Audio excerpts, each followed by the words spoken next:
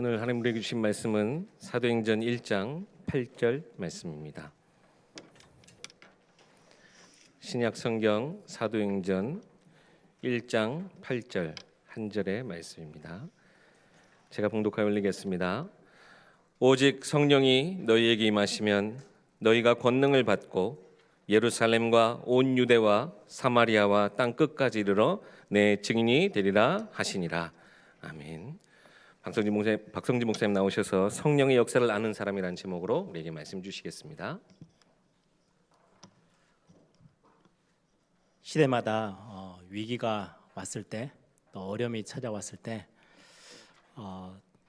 언약을 알고 기도하는 소수의 사람들을 통해서 하나님은 기도에 응답하시고 재앙의 시대를 막고 또 위기에서 하나님께서는 상황을 바꾸셔서 하나님의 영광 받으시는 응답의 현장으로 하나님이 역사하셨던 것들을 우리는 많이 확인합니다. 제가 이번 신종 코로나 바이러스 이 사건들을 보면서 제일 먼저 떠올랐던 성경 구절이 하나 있는데요. 열왕기상 8장 37절부터 잠깐 보면 제가 읽어드릴게요. 솔로몬이 하나님의 언약의 현장 성전을 완공하고 하나님께 온 백성들과 함께 기도하며 하나님께 아뢰었던 기도의 내용이고 또 하나님이 거기에 응답하시겠다고 답했던 기도의 부분입니다. 37절 보면 만일 이 땅에 기근이나 전염병이 있거나 곡식이 시들거나 깐부기가 나거나 메뚜기나 황충이 나거나 적국이 와서 성읍을 에워싸거나 무슨 재앙이나 무슨 질병이 있든지 막론하고 한 사람이나 혹 주의 온 백성 이스라엘이 다 각각 자기의 마음에 재앙을 깨닫고 이 성전을 향하여 손을 펴고 무슨 기도나 무슨 간구를 하거든 주는 계신 곳 하늘에서 들으시고 사하시며 각 사람의 마음을 아시오니 그들의 모든 행위대로 행하사 갚으시옵소서. 주만 홀로 사람의 마음을 다 아심이니이다. 그리하시면 그들이 주께서 우리 조상들에게 주신 땅에서 사는 동안에 항상 주를 경외하리다. 아멘. 전염병이 돌고 또 위기의 상황 속에서 하나님의 함께 하시겠다는 언약, 그리스도의 언약을 붙잡고 하나님 앞에 엎드려 기도하는 한 사람, 또 교회, 우리 하나님의 백성들이 하나님 앞에 엎드려 기도할 수 있다면 하나님이 이 재앙을 물리치시고 모든 사람들이 하나님을 경외하게 하시는 응답들 하나님이 주신다고 약속하셨죠. 그래서 지금 굉장히 많은 혼란과 또 많은 위협이 있는 상황입니다. 그래서 오늘 급하게 광주에 확진자가 이렇게 생기고 나서 한 14일, 길게면 한 3주 아닌데 지금 한 2주 정도 이렇게 지나가면서 이제 확진자 말고는 지금 2차, 3차 이렇게 광주 지역에는 계속 없는 상황에서 지나가고 있어요. 그래서 이번 주 한 주만 우리가 전체 우리 성도님들이 모이는 것들을 조금 조심하고 주의하면 다음 주 정도까지 계속해서 2차, 3차 감염자가 없다면 정상적으로 또 예배하고 같이 교제하고 하는 시간들이 생기지 않을까라는 생각이 듭니다. 그래서 급하게 우리 식당이나 산부 예배들을 조금 조절을 했어요. 그래서 야 오늘 일찍 끝나니까 마음껏 놀자 이렇게 돌아다니지 마시고 동선들을 조금 이렇게 줄이셔서 여러분들이 같이 함께 말씀 나눴던 것들 좀 묵상하고 여러분들 가족끼리 좀 포럼도 하시고 여러분들 개인이 하나님 앞에 조금 더 깊이 나아가는 그런 시간들을 좀 가졌으면 좋겠고 지금의 시국 전 세계를 내다보면서 우린 전도와 선교의 비밀을 알고 있는 하나님의 사람들이잖아요. 여러분들이 시대 상황들 앞에 하나님께 기도하는 그런 중요한 또 시점이 됐으면 좋겠습니다. 제가 엊그제 이렇게 대학 수련을 마치고 온 대학생들에게 좀 많이 당부하고 부탁을 했어요. 너희들은 해외 나갔다 온 거하고 비슷하다. 전국에 있는 학생들이 다 모였다가 한 3, 4일 같이 이렇게 숙소에서 북적북적하게 살다가 돌아왔기 때문에 아무리 조심해도 힘들 거다. 그래서 너희들이 조심해야 돼. 너희들이 조금 이렇게 동선도 좀 줄이고 너희들이 스스로 자가 격리하듯이 한 일주일만 참고 견디면 광주 지역이나 또 우리 교회 우리가 있는 지역에 그만큼 우리가 많이 조심해 줄 수 있으니까요. 이번에 대학 수련회를 하면서 그 1,500명이 넘는 학생들이 매번 강의를 들으러 오고 메시지 들으러 오고 또 특강으로 흩어지고 각 이제 모이는 장소에 갈 때마다 스태프들이 이게 손세정제를 다 직접 다 뿌려줘서 우리 교회 앞에서 하듯이 본인한테 하라 그러면 안 하고 또 지나가는 학생들이 생길까봐 쭉 줄지어 가지고요.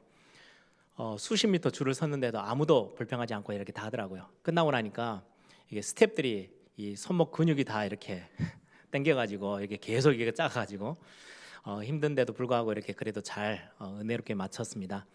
우리 해외 갔다 오신 우리 장로님들 부부들도 있고요. 또 우리 렘넌트들 대학생들은 또 이렇게 수련회를 다녀왔기 때문에 한 주간 정도는 조금 다 우리가 조금씩만 양보하고 지킬 것들을 우리가 주의해서 지킨다면 이 상황들이 좀 잘 은혜롭게 잘 지나가지 않을까라는 생각이 좀 듭니다. 신종 코로나 바이러스 이렇게 지금 상황들 막 이렇게 지켜보면서 한 가지 그런 생각이 들었어요. 그래서 오늘 메시지 제목을 제가 성령의 역사를 아는 자라고 이렇게 아는 사람 이렇게 붙였는데요. 바이러스가 눈에 보이지 않아요. 그래서 우리에게 가깝게 이렇게 탁 인식되지 않으면 지난주만 해도 마스크 쓰신 분들이 거의 잘 없었거든요. 마스크 쓰셔도 됩니다 이렇게 했다가 이번 주는 마스크를 쓰세요 이렇게 광고가 또 바뀌었잖아요. 왜냐니까 광주에 이제 확진자가 딱 생기고 나니까 다들 이제 모든 생활의 패턴들이 다 바뀌기 시작한 거예요. 저 멀리 서울에서 수도권에서 뭐 여기저기서 중국에서 하는 거는 막 그냥 야 어쩌냐 이렇게 걱정만 하고 있는 상황이다가 이제 광주에 갑자기 확진자가 3명이나 생기고 나니까 다들 이제 주의하게 되고 또 외출을도 삼가하게 되고 또 많은 어떤 움직이는 것들을 좀 줄이고 학교들도 이리저리 문도 닫고 지금 이제 광주에 있는 기아자동차도 지금 며칠 또 문을 닫고 굉장히 많이 심각해져요. 상황이 예전하고 지난주하고 지금하고 상황이 완전히 이 지역의 상황이 확 바뀌었어요. 왜입니까? 눈에 보이지 않고 이렇게 잘 이렇게 느낌이 없었던 코로나 바이러스가 이제 우리 근처에 바로 와 있다. 이제 이게 굉장히 위험하다. 이게 느껴지니까 삶의 모습이 많이 바뀌는 거죠. 여러분, 이거하고 비교도 안 되는 성령 하나님의 역사 우리 안에 실제거든요. 그런데 이거를 잘 인지를 못해요. 인식하지를 못해요. 너무 잘 알아요. 너무 많이 들었어요. 그리고 성령의 역사? 뭐 당연한 거지. 다 알고 있고 실제로 있는 것도 알아요. 많은 사람들의 간증도 들어요. 제가 기도첩을 2004년도에 기도첩 1권이 시작됐거든요. 첫 번째 권이 창간호가 시작되어지면서 제가 10년 가까이 2014년까지 기도첩 묵상글을 제가 정리를 했는데요. 거의 빠지지 않고 계속해서 반복돼서 나오는 본문이 사도행전 1장 8절이에요. 그 정도로 얼마나 많은 성령의 역사에 대한 부분들을 우리가 말씀으로 듣고 알고 있는데도 불구하고 우리가 그거를 잘 인식 못하면 바이러스 인식 못하듯이 그냥 우리의 삶에는 실제적인 변화는 잘 안 일어나요.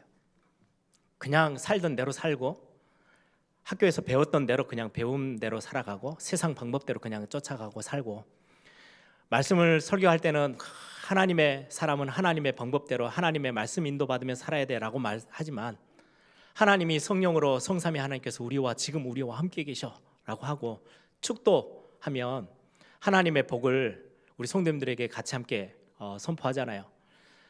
성부와 성자와 성령 하나님이 지금 우리와 함께 하신 걸 이 비밀 가지고 현장으로 나아가는 하나님의 백성들에게 하나님의 복을 전달하고 그걸 매주 들어요. 그런데도 불구하고 우리의 삶의 실제적인 부분들은 잘 안 바뀌어요. 왜요?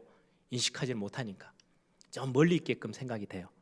이게 성령의 역사가 실제적으로 저와 여러분에게 탁 부딪힌다면 어떻게 되겠어요?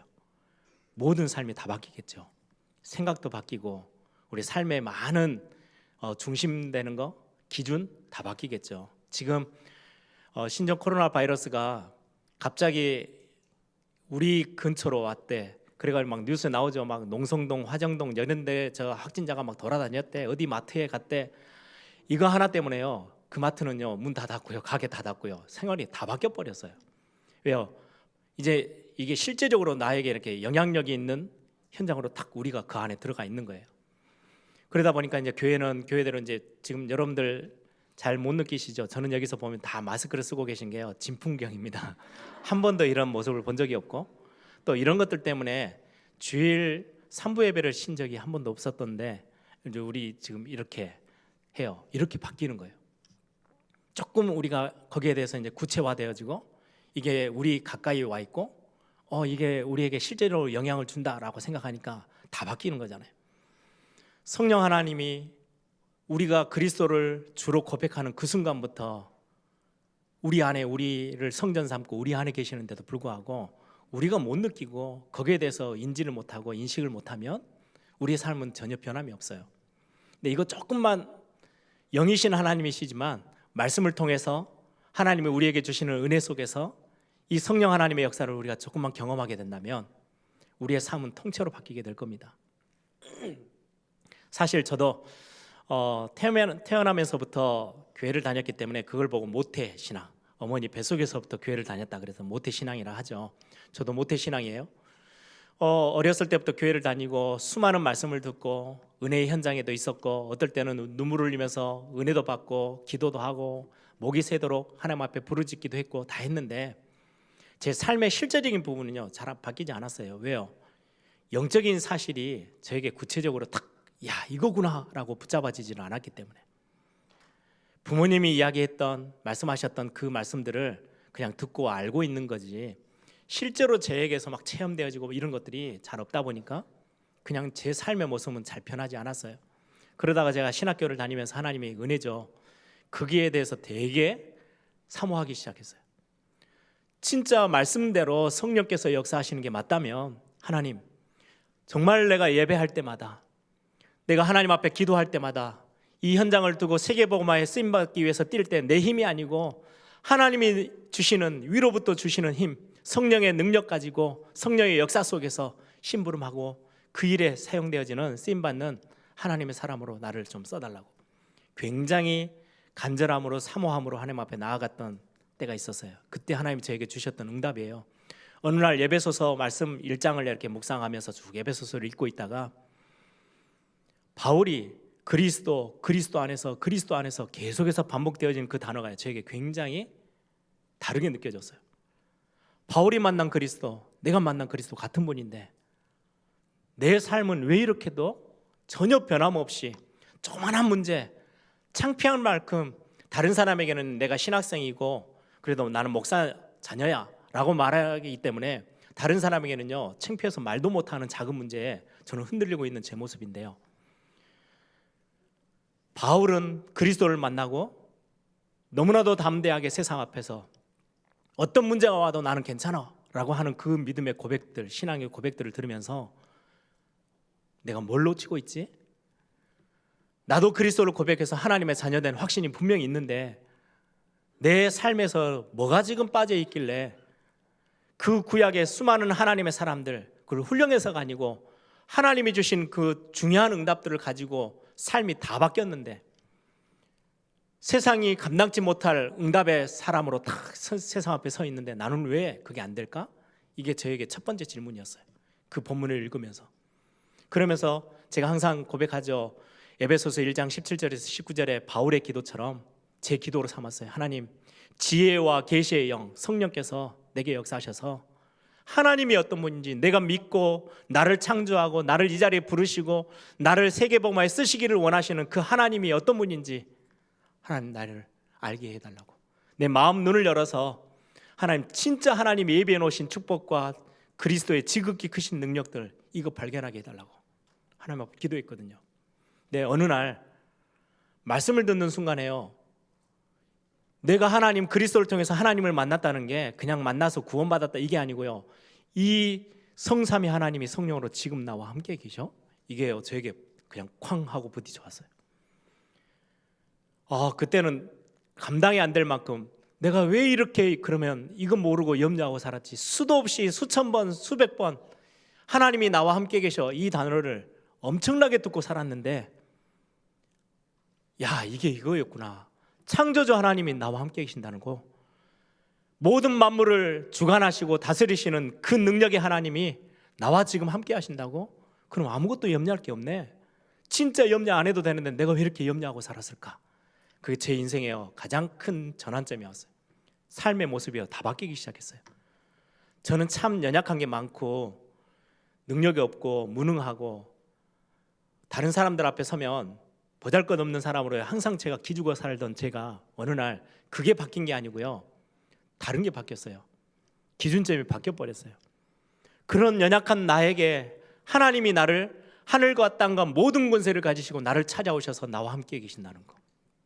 그게 저에게는요 너무 실제로 딱 다가와서요, 야, 이거 하나면, 이 비밀이라면 내가 아무리 부족해도 성도님들을 한 분을 만나든 1000명을 만나든 10,000명을 만나든 내가 이 하나님, 그리스도를 통해서 만난 하나님을 내가 증거하고 말해줄 수 있겠구나. 그제서야 제가 목회에 대한 확신이 확 생겼어요. 그전에는 어렸을 때부터 그냥 꿈이 목사였기 때문에 버티는 수준이었다면, 아니야, 하나님 이제는 어디 자리에 나를 보내시더라도 이 사역들 감당할 수 있는 하나님 내게 은혜를 주셨어. 이게 제 인생을 완전히 바꾸는 엄청난 비밀이었어요. 보세요, 강감하게 그냥 알고만 있었던 거하고요, 이제는 어느 날 영적으로 이 사실을 실제로 발견하고 알게 되어지는 상황들은요, 삶이 바뀌어요. 이 작은 그냥 바이러스, 눈에 보이지 않는 바이러스가 떠다닌다라고 했던 게 우리 주변에 갑자기 뭔가 이렇게 실제화되어지니까 우리 삶이 다 변화가 오는 것처럼 성령의 역사를 체험하는 사람은 반드시 삶은 바뀌게 돼 있고 변화 오게 돼 있어요. 이걸 모르면 계속해서 우리는 불신앙이라는 세상의 방법 속에 염려하고 근심하고 걱정할 수밖에 없죠. 왜요? 우리 힘으로 다 해결되는 게 없으니까. 아무리 애를 써도 우리는 한계 있는 삶을 살아가고 있으니까 염려해야 되는 우리의 수준이에요. 걱정해야 돼요. 뭔가를 의지하기 위해서 여기저기를 쫓아다녀야 돼요. 그런데 성령의 역사를 실제로 알게 되면 바뀌는 거죠. 여러분, 이거와 또 반대로 성령의 역사뿐만 아니라 이 시대는 악령의 역사가 있어요. 성경은 분명히 밝히고 있거든요. 사단의 세력, 흑암의 세력. 이걸 모르면 우리가 기도로 무장하고 영적으로 무장하고 깨어 있어야 될 이유를 전혀 모르는 거죠. 모르고 살아요. 아무리 설교에서 사단의 세력, 하나님의 나라, 사단의 나라, 흑암 세력, 역사 아무리 이야기를 해도 감이 나고 먼 거죠. 그래서 내가 굳이 기도해야 되고 내가 기도로 무장하고 영적으로 무장해야 될 이유를 발견할 이유가 없어요. 성경은 분명하게 밝히고 있어요. 베드로전서 5장 8절에 근신하라 깨어라, 너희 대적마귀가 우는 사자같이 두루다니며 삼킬 자를 찾고 있다. 그래서 너희는 깨어서 경고히 서서 너희 대적마귀를요 대적하라고, 사단을 대적하라고 성경은 말씀하고 있어요. 싸워야 되는 거예요. 그런데 이 영적 세계가 쉽게 우리에게 눈에 딱 손에 잡히고 눈에 보여지고 뭐 피부에 만져지는 게 아니다 보니까 우리는 많은 이들 놓치고 살아요. 사실은 전염병 이것보다 훨씬 심각하게 우리 인생을 무너뜨리고 멸망시키고 우리 후대들까지 뒤흔드는 게 흑암의 세력인데, 이 공격 앞에 우리는 아무것도 무장하지 않고 그냥 이전에 했던 세상의 방법대로 살아가며 하루하루를 살고 있는 우리의 인생이 될 수도 있어요. 이 영적인 부분을 놓쳐버리면. 그래서 성경에 우리는 오직 복음을 외칠 수밖에 없는 것은 복음 아니면, 오직 복음 아니면 이 흑암 세력을 절대로 무너뜨릴 수 없기 때문에 오직 복음이어야만 이 복음 앞에 흑암 세력은 무릎 꿇어요. 그래서 우리는 오직 복음을, 우리 교회가 오직 복음을 선포하는 거예요. 뿐만 아니라 우리가 전도하고 선교해야 될 이유, 그리고 후대들에게 복음을 전해야 되고 후대에게, 다음 세대에게 언약을 전달해야 될 이유 분명히 있어요. 왜요? 이 흑암 세력의 역사들을 우리는, 공격들을 알고 있기 때문에. 여러분들, 전도라는 거는 사실은 영적 시스템들을 세우는 거예요. 빛을 비추는 시스템들을. 이 광주 넓은 땅에 경찰서가 딱 하나만 있다 그러면 범죄자들이 판을 치고 돌아다녀도 막을 길이 참 약해지겠죠. 사실 저희 이제 자녀들이 다니는 학교에 이제 외국인들이 많이 있는데요. 이제 주로 이제 엄마들은 한국 사람들이 많은 것 같고요. 아빠들이 이제 외국 사람들이 있어요. 근데 이제 학교에 이제 자주 왔다 갔다 하고 아이들을 챙기는 거는 엄마들의 역할이니까 엄마들이 막 하면서 학교가 잘 못해주고 좀 잘 안 되고 막 이런 것들 보면 막 불평불만 하잖아요. 원망도 하고 왜 이래 막 이렇게 하면 주로 남편들이 그런 이야기를, 똑같은 이야기를 한대요. 한국에서 지금 우리 자녀가, 내 아이들이 학교 다니는 게 얼마나 감사한 일인데 왜요? 너무 안전하니까. 외국에서 살던 어렸을 때부터 외국에서 학교 다니고 다 했던 외국의 아빠들은 한국이 너무너무 안전하고 좋은 거예요. 마약에서부터 모든 치안이나 이런 부분에 있어서 너무 보호가 잘 되고 안전한, 그것만으로도 내 자녀들이 이렇게 편하고 안전한 데서 학교 다니는 것만으로도 엄청난 축복이야 라고 말하는데 엄마들은 그게 못 느껴지는 거죠. 바깥에서 그런 것들을 경험을 못 했으니까. 그 정도로 한국은 굉장히 치안이 잘 돼 있어요. 많은 외국인들이 요즘 TV에도 나오더라고요. 뭐 한국에 처음 와본 사람들이 이제 컴컴한 뭐 공장지대도 가는데요, 전혀 겁 없이 다닐 수 있는 게 한국의 치안들. 거기에 경찰들도 많을 뿐더러요, 파출소 뭐 지구대 다 많죠. 거기에 CCTV가 얼마나 잘 딸려 있는지 범죄자들이 피할 데가 잘 없어요. 그래서 한국이 참 안전한 나라 중에 하나. 우리는 잘 못 느끼지만 그건 왜 그렇습니까? 곳곳에 범죄를 할 수 없도록 뭔가 다 시스템들이 세워져 있어요. 영적으로도 마찬가지예요. 흑암 세력들이 움직이지 못하도록 빛을 비추는 말씀에 선포하고 생명의 말씀을 전달하는 말씀 시스템들이 곳곳에 세워져 있다면 흑암 세력은 판을 치지 못하겠죠. 그래서 우리가 전도해야 되고요, 전도를 위해서 기도하는 거예요. 이 복음의 빛이, 그리스도의 빛이, 생명의 빛이 전 세계로 가 있어야 이게 살아나는 거예요. 그래서 선교를 위해서, 후대 렘넌트 운동을 위해서 우리가 기도하는 겁니다. 흑암 세력의 실제를 안다면 이게 얼마나 중요한지 이 기도를 쉬지 않고 우리는 하게 되겠죠. 근데 우리는 많은 부분은 눈에 보이지 않는 부분이다 보니까 무감각해지고 둔감해질 때가 참 많이 있죠. 실제 흑암 세력은 복음을 방해하고 교회를 방해하고 믿음의 사람들을 뒤흔드는 게 그들의 일인데요. 그래서 하나님께서 우리에게 그리스도를 보내신, 하나님의 아들 독생자 예수 그리스도를 보내신 이유, 하나님의 아들이 이 땅에 오신 것은 마귀의 일을 멸하러 하심이니라. 그래서 우리는 그리스도의 이 비밀을 가지고요, 현장 앞에 서 있는 겁니다. 제가 지난 우리 대학 수련회 때 저한테 갑자기 명상, 묵상 이런 어떤 특강을 하나 부탁을 해서 이런저런 것들을 준비하면서 저는 주로 묵상에 대한 메시지를 좀 전달을 했는데요. 명상 예전부터 관심이 참 많았던 부분인데, 예전에는 명상 그러면은 명상 운동 이렇게 하면 종교적인 색채가 참 많이 강했었어요. 종교 단체 불교나 힌두교나 이런 데서 요가를 중심으로 해서 무슨 참선 이런 거, 기운동. 근데 요즘은 그게 완전히 대중화되어져 가지고 엘리트들, 성공자들, 굉장히 뛰어난 지식인들이 다 명상 운동 속에 다 들어가 있어요. 그러다 보니까 이거를 의학적으로, 과학적으로 굉장히 좋다, 긍정적으로 많은 것들을 해석해 놔서 그냥 이제는 많은 사람들이 그냥 대중화되어져서 평범하게 접할 수 있는, 아예 유치원 같은 데서 아이들에게 집중력을 높이기 위해서 명상 운동을 그냥 해요. 요즘 가장 유행하는 명상 중에 초월 명상 이런 단어를 가지고 대중화 시켜놨어요. 그러다 보니까 또 반대로 굉장히 유익되는 부분들이 있어요.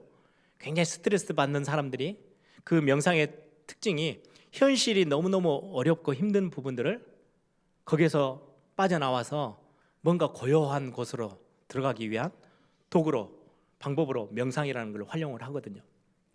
그런데 이 명상을 하는 중에 그 명상에서 항상 나오는 단어들이 있어요. 초월. 내 현실에서 뭔가를 이렇게 넘어서는 거죠. 초월하는 거예요. 그리고 이제 종교적인 조금 색채가 더 있는 해탈이라는 단어, 자유, 그리고 나를 찾는 거, 이런 단어들이 있어요. 여러분, 사회생활 하면서 우리 렘넌트들도 마찬가지지만 우리 많은 성도님들이 나를 사는 인생 참 쉽지 않죠. 저는 제가 아버님이 목사님이다 보니까 제가 PK예요. 그래서 학교를 가도 선생님들이요, 너는 목사들이잖아 이렇게 말을 하기 때문에 저는 제 인생을, 제 자신을 가지고 마음껏 살아본 적이 거의 없었던 것 같아요. 항상 다른 사람 눈치를 더 많이 보고요, 더 많이 생각하고. 그러니까 내 인생을 살기가 참 힘든 거예요. 직장 생활하면 그렇죠. 위에 상사 눈치 봐야 되죠. 옆에 동료들 있죠. 이건 너무 앞서가도 안 되고 너무 뒤서도 안 되고.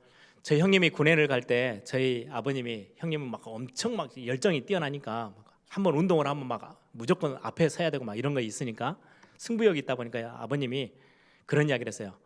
딱 중간만 해라. 가서 절대 튀지 마라.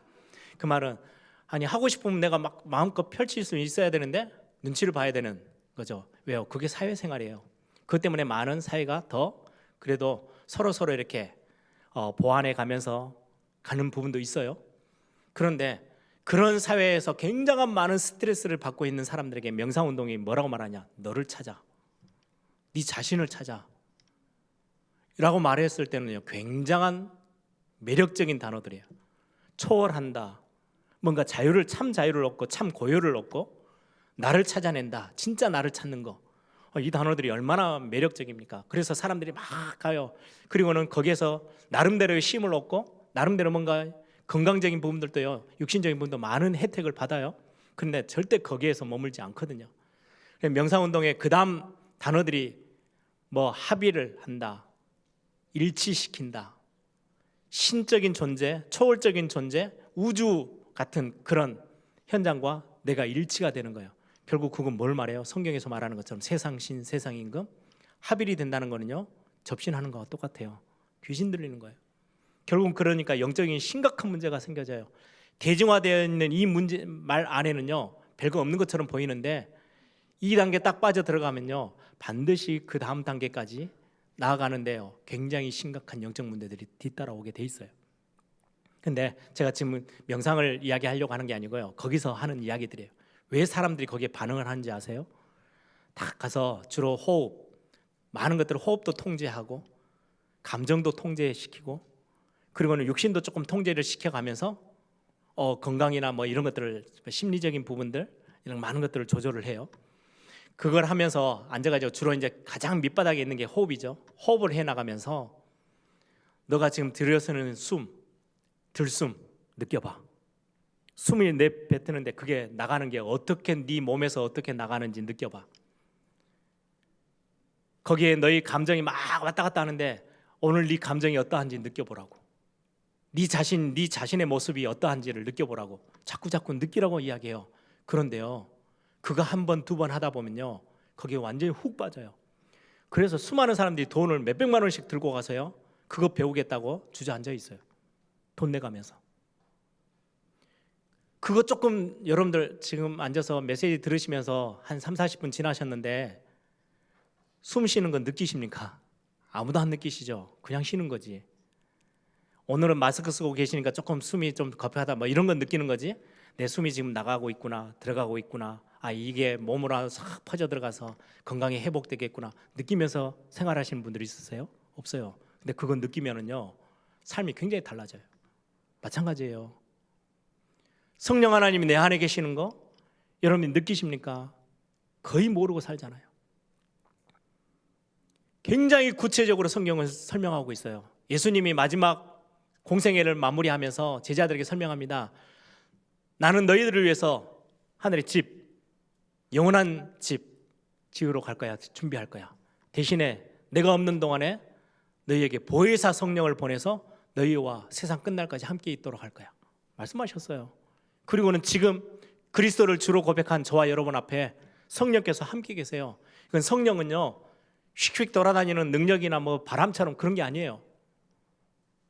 성령 하나님은 인격적인 분이세요. 성삼위 하나님이 한 분 한 분 인격적으로 독립적으로 계시는 분이세요. 그분이 한 분이시죠.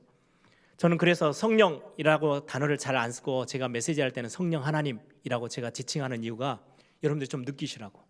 성령은 바람 같은 그냥 능력, 그냥 뭐가 초능력을 해야겠더니 뭔가 능력이 확 나가고 이런 수준 아니에요.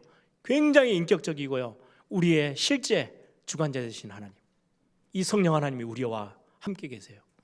이걸 우리가 느낀다면, 이걸 실제로 누릴 수 있다면 우리의 삶은 정말로 많이 바뀌게 될 것입니다. 많은 분들이, 많은 세상 사람들이 명상운동하면서요, 감정을 느껴봐라, 호흡을 느껴봐라, 너를 느껴봐라, 이 말 몇 마디에 아무것도 아닌 게 막 바뀌어요. 예전에도 제가 설명드렸죠. 예전에 저희 학교 다닐 때 뭐 부모 학교, 아버지 학교 막 이런 게 있었거든요. 결혼해가지고 자녀를 낳고 살아가는데 어느 날 아버지 학교 뭐 그런 거 하니까 이제 가서 돈 내고 등록해서 이제 하면 첫날 가면은 다른 거 하는 게 아니고요, 구호를 외쳐요. 나는 아빠다, 난 아빠다. 이거 한 20번 외치면 한번 해볼까요? 한 40번 하잖아요. 여기저기서 눈물바다 돼요. 왜요? 너무 바쁜 일상 속에 자기가 아빠라는 걸 전혀 인지 못하고 살다가 뭐 별 특별한 강의가 아니에요. 그냥 외치기만 하는 거예요. 나는 아빠다, 나는 아빠다. 이거 한 3, 40번 해치고 한 50번 해버리면요, 온전히 내가 아빠였구나, 모르고 살았구나, 미안하구나 막 회개하면서요 난리가 나요. 그리고는 돌아가면서 그 돈 몇십만 원 낸 게 하나도 안 아까워져요. 희한하죠. 이것 조금 느끼는데 성령 하나님이 우리와 함께 하시는 거 여러분들이 어떻게 누리고 계십니까? 오늘 메시지의 중요한 핵심이에요. 오직 성령이 너희에게 임하시면 너희가 권능을 받고 예루살렘부터 시작해서 땅끝까지 증인으로 설 수 있겠대요. 하나님이 우리에게 주신 약속이죠.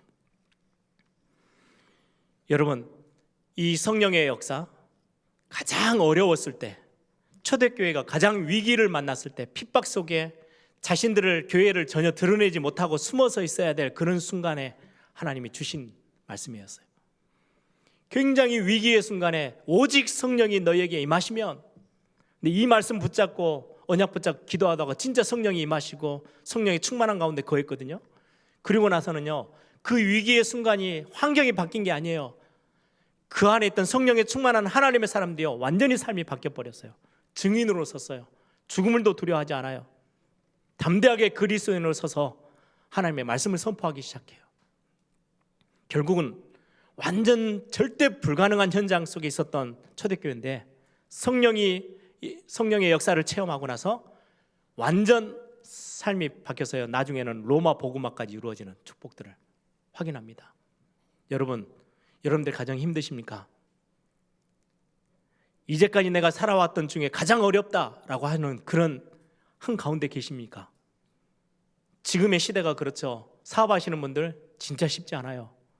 정말 어려운 가운데 있어요. 위기 가운데 있어요. 이때 여러분들이 절대 놓치지 마세요. 오직 성령이 너에게 임하시면 하나님은 여러분들을 든든하게 세우시는, 위로부터 부으시는 하나님의 은혜와 힘을 여러분들이 공급하실 것입니다. 초대교회가 그 힘, 하나님이 주시는 응답 받고요, 세계복음화, 로마 복음화에 가장 앞서는 주역으로 바뀌었어요. 절대 불가능이 절대 가능으로 바뀌어버렸어요. 여러분들 혹시 정말 이거는 안 되는구나 라고 포기할 만큼 주저앉아 있는 여러분들의 건강의 문제, 여러분들의 경제 문제, 여러분들의 자녀 문제들을 가지고 어려움당하고 계십니까? 오늘 이 말씀이 아주 편안할 때 소풍 가서 주신 메시지가 아니고요, 가장 위기의 순간에 어찌할 바를 몰라서 감당하기 힘든 그 상황 속에서 하나님이 주셨던 말씀이에요. 오직 성령이 너희에게 임하시면 너희가 권능을 받고 하나님이 위로부터 주시는 힘을 얻어서 승리하게 하시겠다고. 성령의 역사는 그 어떤 것도 막을 수 없는 하나님의 역사이십니다. 여러분, 성령께서요, 말씀이 선포되어질 때 역사하시죠. 히브리서 4장 12절에 하나님의 말씀은 살았고 운동력이 있어서 좌우에 날이 서 있는 어떤 것보다 예리해서 그냥 말씀 듣다 보니까 야, 은혜가 됐구나, 이 정도 수준 아니에요. 혼과 영과 및 관절과 골수를 찔러 쪼갠대요. 여러분들의 모든 삶을 다 바꿀 수 있는, 새롭게 할 수 있는 하나님의 말씀. 그래서 에스겔서 37장에 완전히 죽어서 마른 뼈다귀가 되어 있는 그 현장 앞에 하나님의 말씀이 선포되어지고 성령이 역사하실 때 군대로 일어났어요. 상황이 완전 바뀌어요. 상상하지 못하는 일들이, 새로운 일들이 생기기 시작했어요. 에스겔 47장에 하나님의 말씀이 흘러들어가서 다 죽어있는 땅들에게 말씀이 선포돼서 들어갔는데요, 다 살았어요. 소성함을 입어요. 여러분, 그 말씀 오늘 이 시간에 여러분들이 붙잡고 세움을 얻기를 바랍니다. 하나님, 오늘 예배할 때마다, 매 순간순간마다 하나님 앞에 엎드려 기도할 때마다 주의 성령으로 역사하셔서 우리의 가정과 우리의 가정, 우리의 가문뿐만 아니라 내 삶의 모습, 내 모든 건강까지, 내 사업, 내 직장, 내 모든 현장에 주의 성령으로 역사하셔서 모든 부분들이 하나님 새롭게 되어지는 응답이 있도록 역사해달라고. 진짜 성령의 역사는 실제입니다. 이 성령의 역사 언제 나타납니까? 그리스도 이름 선포하며 기도하며 부를 때. 여러분, 이 그리스도의 이름, 요한계시록 2장 3장에 쭉 보면요, 교회들을 소개하면서 그리스도에 대해서 설명합니다. 그리스도가 어떤 분이신지, 만왕의 왕 되신 그리스도께서 다시 살아나셔서 지금 우리와 함께 계시며 살면서 처음이자 마지막이시래요. 그리고는 다윗의 열쇠를 가지고 계세요. 그분이 열면 닫을 자가 없고 닫으면 열 자가 없는 천국 열쇠, 그분이 가지고 계세요. 그 이름으로 여러분들은 무엇이든지 구하면 응답받게 돼 있어요. 언약 안에서, 복음 안에서 여러분들이 하나님의 뜻을 위하여서 기도하는 무엇이든지 하나님은 응답하시겠다고 약속하셨죠. 뿐만 아니라 창조의 근본이시니까, 창조의 근본, 아무 곳 없었던 이 땅 가운데 천지 창조하시고 모든 만물을 지으신 그 하나님 말씀으로 그 그리스도의 이름이요 선포되어질 때 여러분들 혹시 무너져 있는 삶이 있습니까? 하나님 새롭게 하실 것입니다. 창조의 근본. 다 망가져서 완전히 실패되어 있습니까? 아니요, 하나님은 완전히 여러분들 새롭게 하십니다. 그리스도 이름 부르며 기도하며 그 그리스도께서 7별을 붙잡고 7금 촛대 사이를 다니신대요. 주의 종들을, 그리고는 주의 교회를 하나님은 지키시며 보호하시는 거예요. 그래서 아무것도 염려할 이유가 없는 거죠. 여러분, 가장 위기의 시대, 중국에 이렇게 보니까 교회 이제 이번 코로나 바이러스 말고도 그 전부터 교회에 많은 핍박들이 있었죠.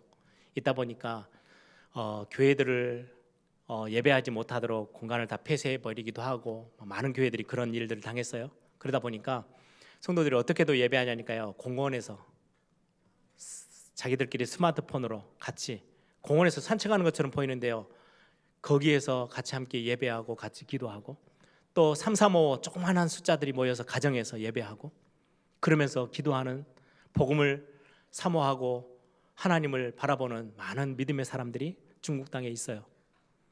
하나님이 그 땅에 성령의 역사를, 성령의 바람을 부게 하셨을 때 저는 그거 기대합니다.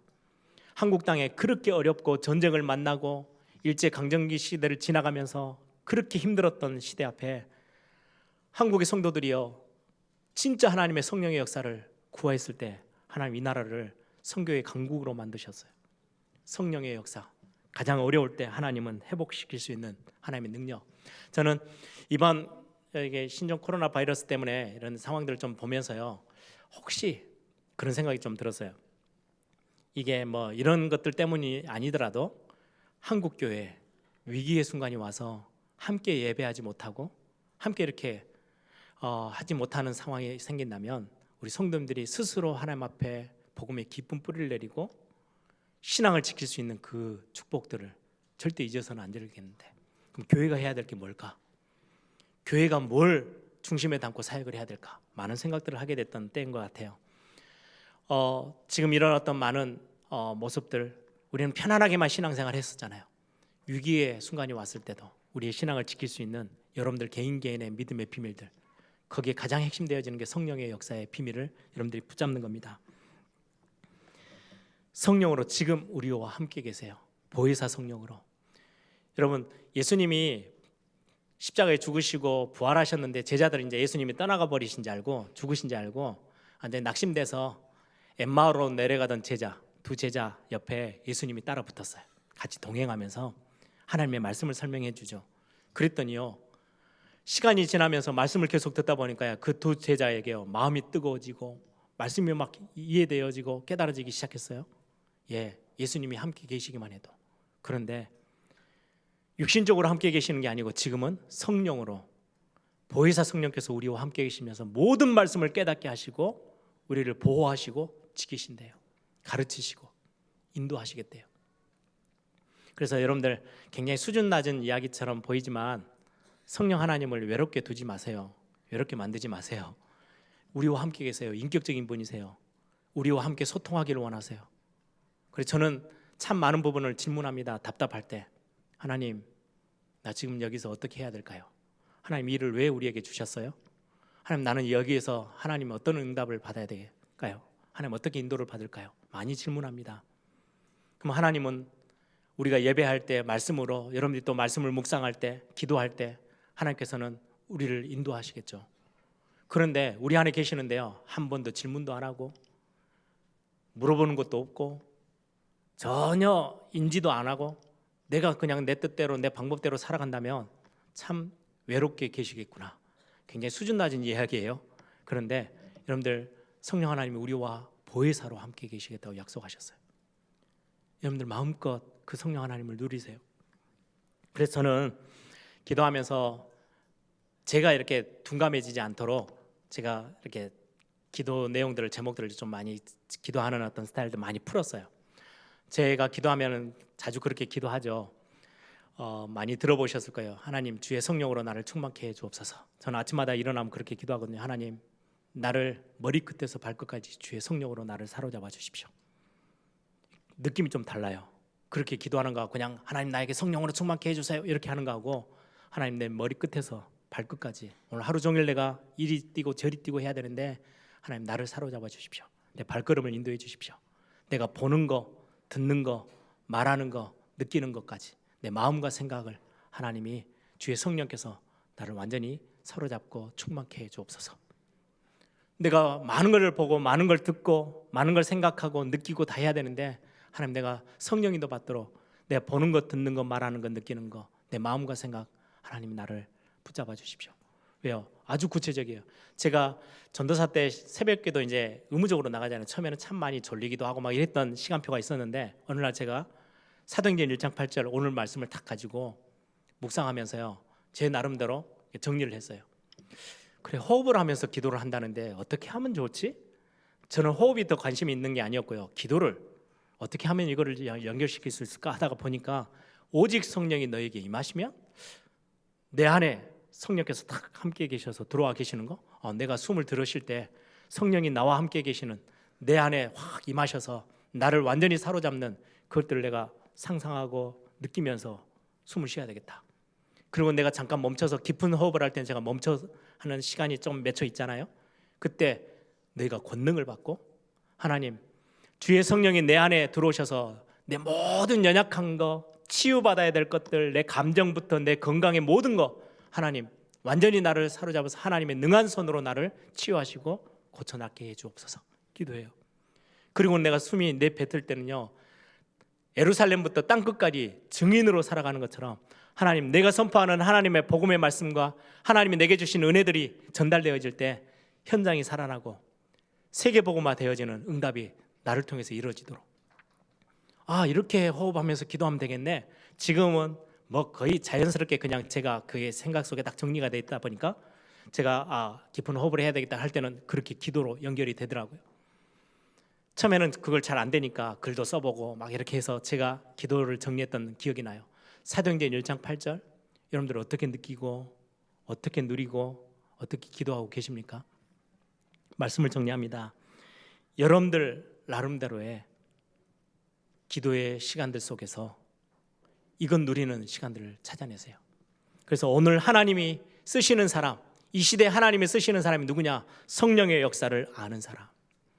여러분들 그 응답의 축복의 가장 중심에 서는 그런 귀중한 이번 한 주가 되기를 소망합니다. 함께 기도하겠습니다.